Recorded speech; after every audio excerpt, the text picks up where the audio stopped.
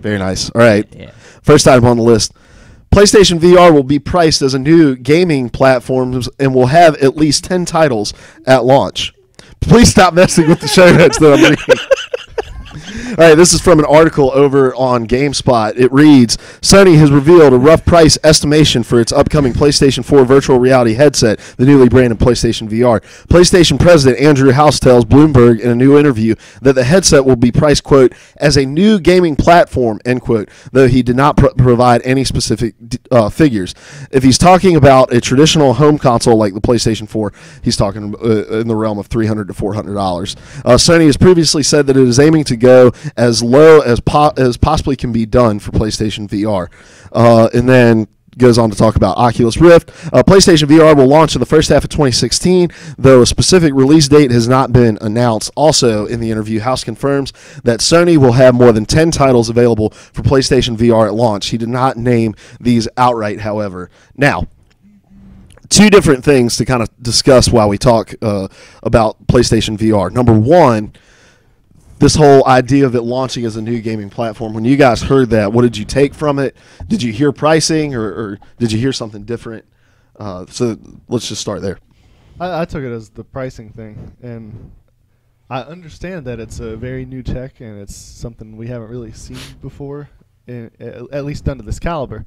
But that price point is, I mean, that's a pretty high starting place, and I feel like that's going to be a barrier for people, at least initially. They're going to have to find some way to help people get their hands on it and try it out pretty widely, I think, before they're going to throw down that money on that technology. Especially when we've had, like, people have done VR stuff before and it wasn't very, Virtual Boy. Like, it needs to be proven that this is, and I know it is, but it needs to be proven to everybody that this is worth the money. It's just to jump in. It's one of those things, like we all probably figured it was going to be like this price. But it's really disappointing that it is, yeah. and for a peripheral, this is what's happening. And that being said, though, it is more fair than the competitors. Oculus, like, What is the price of Oculus? was it in the article? It's about like $1,500 for the whole rig. They recommend that you have a gaming PC in Right. the first place, but if you want to buy the whole thing, the Oculus and the gaming PC, it's about $1,500. Right.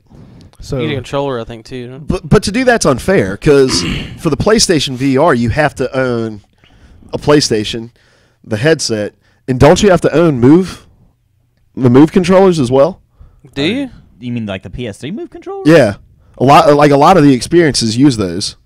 So, so total package for that would still be close to $1,000. So I mean, $500 is still a huge difference. But to try to compare the whole rig for the Oculus Rift just to what it costs to buy the hardware of the PlayStation VR is a little misleading. I stand corrected. But am I understanding it right though that you do have to have the PS4 to run the PlayStation VR? Well, I knew that, but I don't. That's right? Right. I don't know if do you have to have the Move stuff to do that? I don't know about the Move. I've never stuff, but heard you gotta about have that. The PS4, and that at least I didn't know that takes it worked you for the PlayStation 4. But I think it uses like the light ball and the motion detection from it. So I think some games do utilize that. Now, I think they price, like you hear the launch of a gaming platform here, and my mind gets driven to two things. Number one is initially is the price, and $300 to $400. I can't remember. This was one of my E3 predictions was that they would announce the pricing, and I think I said $275, maybe $250, $275. I can't remember what it was. So, like, this is around the range that I thought that this was going to be at. That does seem cheap for this kind of a technology, but I also hear that they are going to put the marketing energy behind it like they would a new gaming platform. But the presence of the PlayStation VR at E3 this year, or Project Morpheus as it was called at the time, like, was very lacking if they were going to try to pour the effort and energy into this as a new gaming platform, and especially since they don't have another E3 if this thing's going to launch in the first half of 2016. Mm-hmm. So the only thing that I can really think it really applies to then is the pricing for it. And I imagine we'll hear more when is it, December, the PlayStation Experience is, and they'll probably announce a price for it. October. Is it October? I think so. I'm not sure, but I imagine that's when It we're was. gonna hear the I know it price was for earlier this. than the winter, I think. With all that into account, though, I think that with the Oculus requiring like a gaming PC, I feel like there's probably a broader market available for the PlayStation's VR. I think as far as price point, I think if any of them are going to overcome this barrier, I think PlayStation's in the best position to do that. But I'm kind of wondering how it stacks up as far as quality, because I've heard a lot of great things about Oculus, but I haven't heard anything about Morpheus. See, from some of the podcasts I listen to, the people who get to go and experience these things, in terms of the product itself, they say it's really good, and it's even better than Oculus in the sense of its comfort level, because where the Oculus tends to like sit on your face a lot, the PlayStation VR is designed to kind of rest its weight on your head, and then so your face isn't getting the full brunt of it. So, and for me, that's probably the most important thing, because the last thing I would want is for it to be uncomfortable. And I've heard Oculus Rift can be uncomfortable, especially for people who have who need to wear glasses and stuff like that. Mm-hmm. Whereas the PlayStation VR is designed to be a little bit more friendly in that regard. But in quality of the video and the experience itself, like of what it's actually capable of doing, I'm not positive. So, Ben, what are your thoughts on the price? I think it's high, but I mean I think there's no really, for it to be a new technology, I don't think there's really any getting around the price point. Like I feel if you came out with the PlayStation 4 before, like the technology within the PlayStation 4 or the PlayStation period before anybody else, you would try to sell that for what you could. So I don't know that there's any. I don't know that there's any arguing with the price point. I did not realize that there's so much you had to have apart from that. And I realized you'd have to have a PS4 console, so that raises the price considerably if you don't have anything, if you're just starting out to want to try this thing. I think you might also need to have the camera. I would think maybe that, but I don't know about the Move thing was a surprise to me.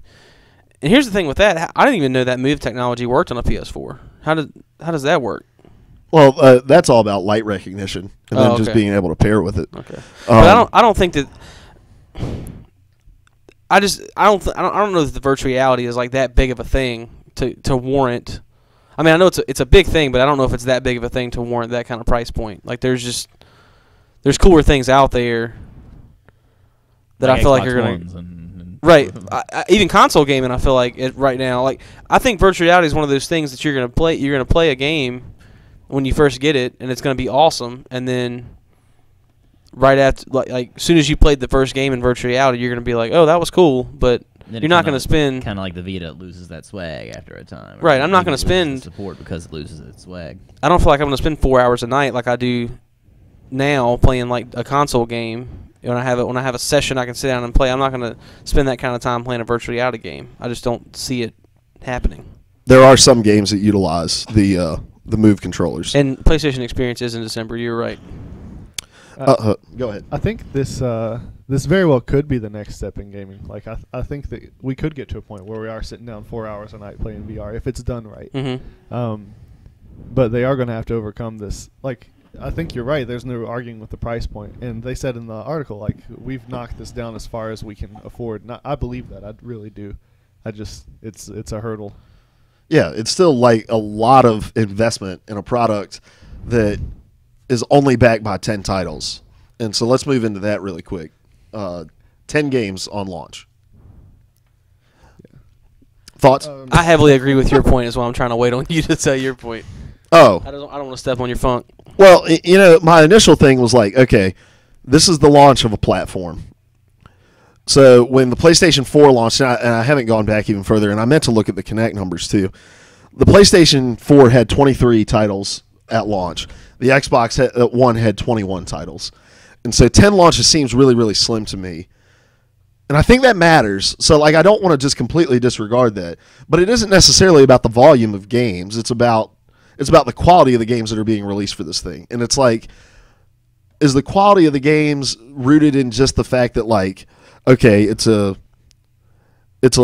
a unique VR experience, and the selling point on it isn't necessarily that it's like a cool concept for a game or anything like that, but just that you can play this by using the virtual reality, and that's its selling point. So if it's 10 diverse games that are really well done, you've got Riggs, which is the first-person shooter, and then a couple others that have already been sort of talked about, but if they can find its place and not just be, it's cool because it's virtual reality, but it's cool because it's also got these interesting concepts for people to attach to. So I guess where I fall on it is that it's not about volume, it's about the quality. But you're not guaranteed. You have a better chance of finding quality if there's a higher volume of games. So now you're asking 1 out of 10, which is a little harder than 1 out of 20 of the games being good. See, and I feel like that's where Kinect messed up. Is like they released this awesome piece of hardware, and they're like I'm talking about 360 Kinect. I guess Kinect now is kind of doing more what they were trying to do, but the 360 Kinect when it first released, you saw this thing and you're like, holy crap, I can do all this stuff with my body. I don't have to even have the controller. I can just do all this stuff, and it was really gimmicky. Like, it was really cool at first because you got to do all this, the sports adventure games and all that stuff while you're with no controller. You're not like held the nicheness of the Wii, right? To well, 360. That, but without a controller. Like, your body is the controller. So it was really cool at first. Everybody was like, "Oh, this Kinect is so cool. It's a new best thing. Like, it's awesome." And after a while, like, everybody's like, "Oh my goodness, this is stupid. There's no the inputs is so weird. Like, you can't do anything with it. Like, games were just fun on it because it was a new thing." Yeah, it's all novelty. Yeah.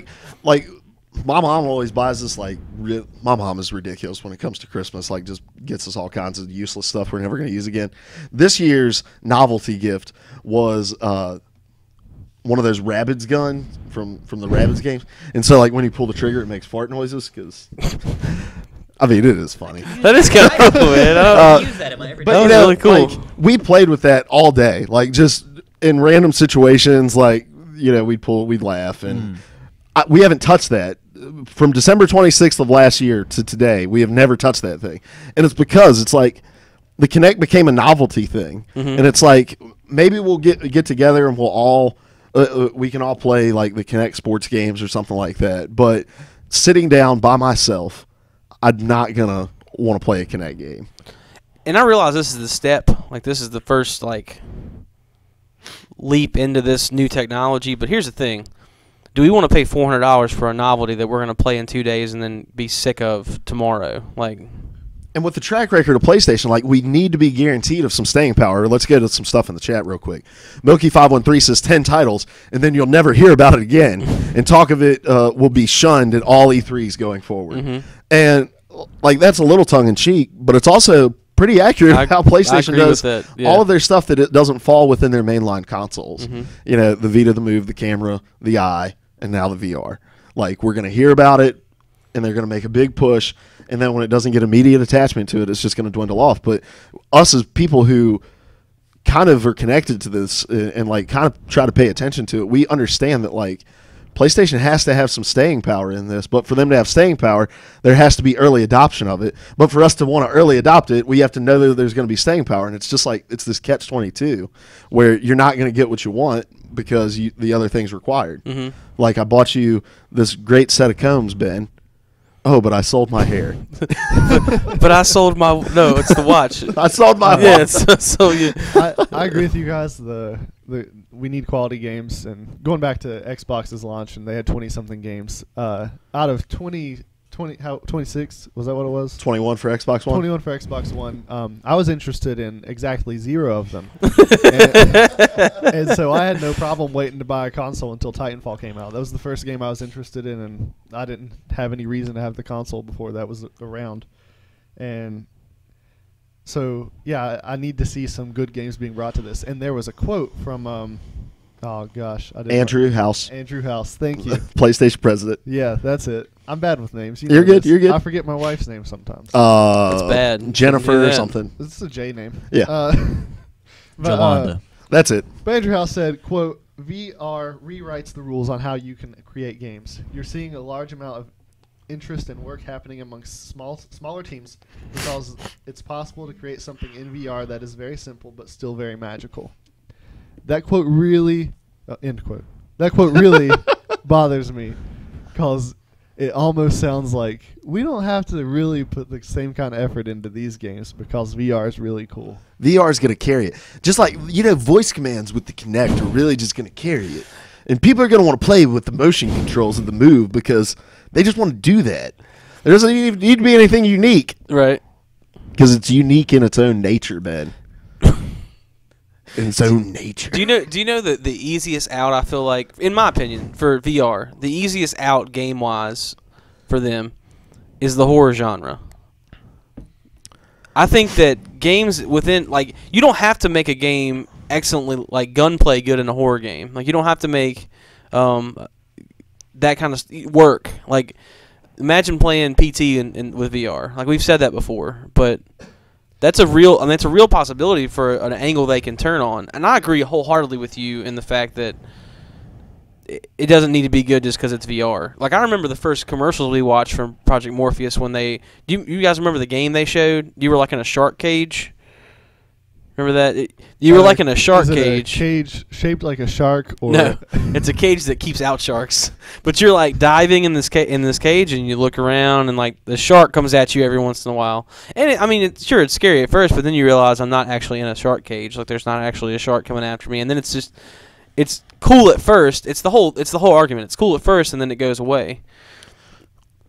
I don't know if that because I do think horror is going to be the genre that this happens in, but I mean, we played Until Dawn for a while, and you're 9 hours into the thing, and it's still scary.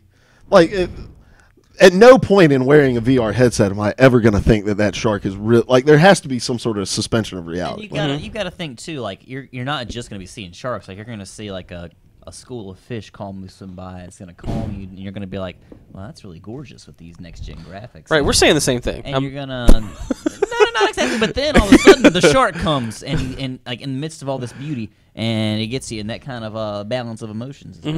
Yeah. I think you're spot on that this genre is where the gold's at for. I want to know where the gold's at. I want to know where to go. For this, we're gonna back a backhoe up to this thing and dig out the gold.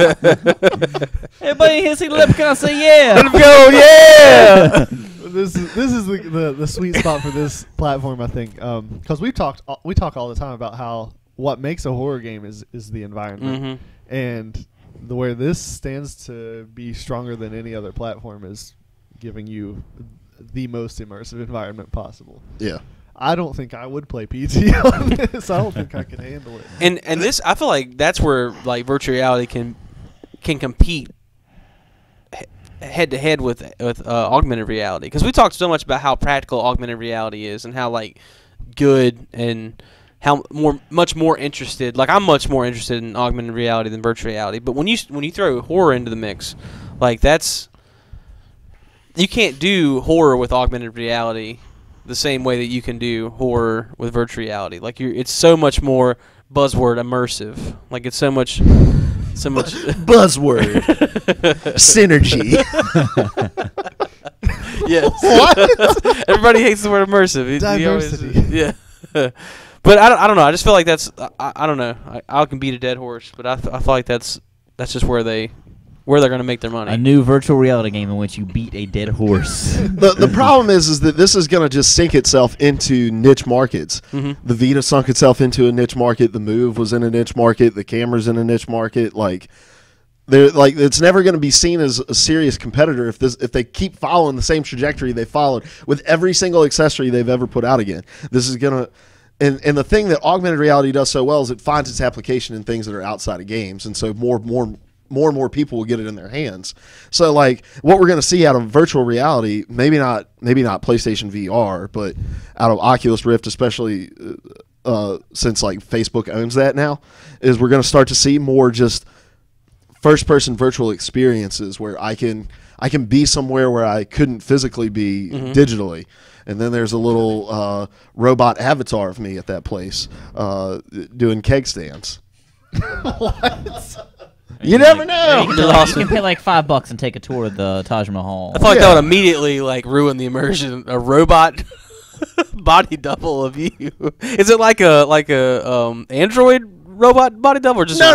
It's like a Wall-E kind of makeshift piece of junk with a picture of me glued to its face. How did we get here? Is it drinking oil? Huh? No, it's real alcohol, and it's ruining all of the electronics on the inside. You're killing yourself, literally. Oh, And then the robot drives home.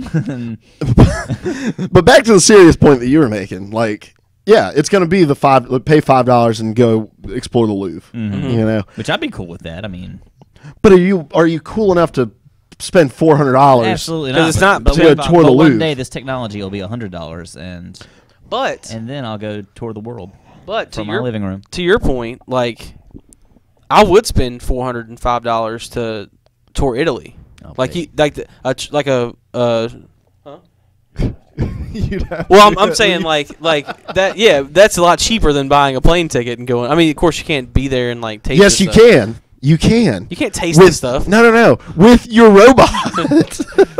With the robot avatar of yourself. Beep spaghetti. What if they like implemented like smell, like they would like burst little bursts of smell too from far. your. Now you're playing God. Oh gosh, now I'm definitely not playing a horror game. Yeah. It's Can you just imagine? gut blood smell everywhere. After that show your dogs put on earlier, I don't want to smell anything ever yeah. again. Did you ever see that? I think it was a Bruce Willis movie, Surrogates. That was the I know premise. what you're Oh, where he talking births about. another person's baby. It's just a bunch of No. robotic. it's a bunch of robot surrogates, right? Yeah, people stop going outside. They just jack into their robot surrogate through their VR. Except Bruce Willis. Oh, He's so an like old the school world guy. in my dreams, the way I want the world to be. Right, Yeah, right. I'm cool with that. Well, Bruce Willis isn't. He beats up androids. That's all I remember. Spoiler alert. His Zyger. fist. Sounds like iRobot. Zyger says VR horror games are cool, I suppose. I wonder what an AR horror game would be like if you were in a predetermined area and it would be scarier than VR. We've talked about this already about how like maybe you'll be able to scan your house and like in PT Lisa will be somewhere in your home and then you'll have to then subsequently sell that home because you don't want to live there anymore. Right. You're just It would putting be- like holes in it the would work drywall. It would work in some things like I could see if they were to revisit Alien Isolation with that big, twist they had at the end. No spoilers. You know what I'm talking about? I've never played Alien Oh, Isolation. I thought you'd have heard about it. Anyway, so like maybe like he's have it kind of like a scouter or something like that. Is You the can twist kinda- at the end that the game goes on for another 8 hours? Because that's all I've ever heard about Alien Isolation. Exactly. Is it just way too long? Um, What's up, Arthur Connolly? Hit that follow button. He did already. He did already. oh, cool. Most recent follower. Hello, Arthur Connolly. Thank you for following. Continue. Sorry. But yeah, it's like something that you could scan environments in the game with, or something like that, or kind of adds like a level of periphery, kind of like what we've talked about before with maybe like Halo inserting your HUD into. I mean, that's the most I could see it being used for. Because I mean, real talk, how are you gonna scan your house with this? Huh? Easily. It would be. I imagine you could. They've got the technology. They're gonna got give scanning you- technology. They're gonna give Yes. you like a name your price tool. Absolutely. They're gonna give you a name your price tool. Yeah, to like.